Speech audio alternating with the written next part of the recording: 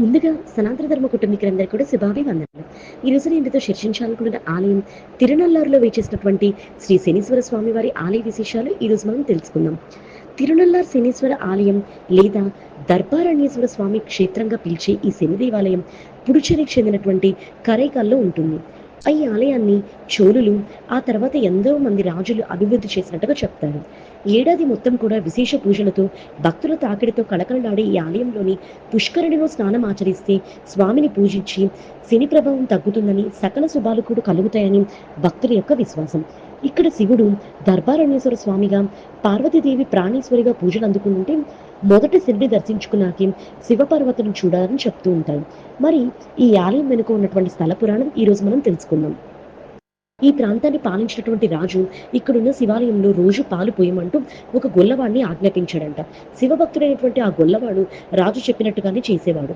కొన్ని రోజులకు ఆలయ అధికారి ఆ పాలను ఆలయంలో కాకుండా తన ఇంట్లో పోయమని, ఆ విషయాన్ని రాజుకు చెప్పకూడదని హెచ్చరిస్తాడు.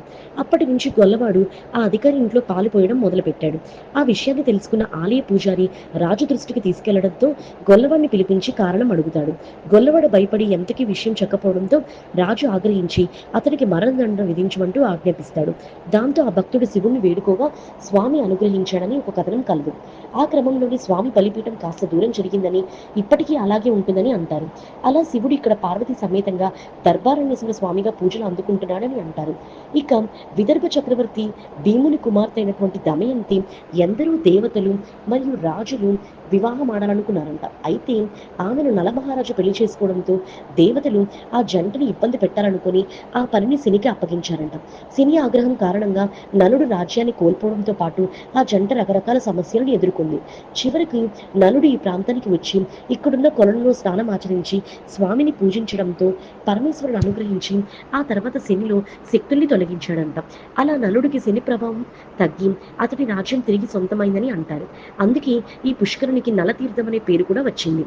దేశవ్యాప్తంగా రకరకాల శని దేవాలయం ఉన్నా ఇక్కడ మాత్రమే శని శక్తులన్నీ శివుడు తొలగించాడు కాబట్టి శని ప్రభావం భక్తులపైన పడదని చెప్తారు. శని దోషాలున్న వారంతా ఇక్కడ నలతీర్థంలో స్నానం ఆచరించి శనిని పూజిస్తే సకల శుభాలు కలుగుతాయని వారి విశ్వాసం.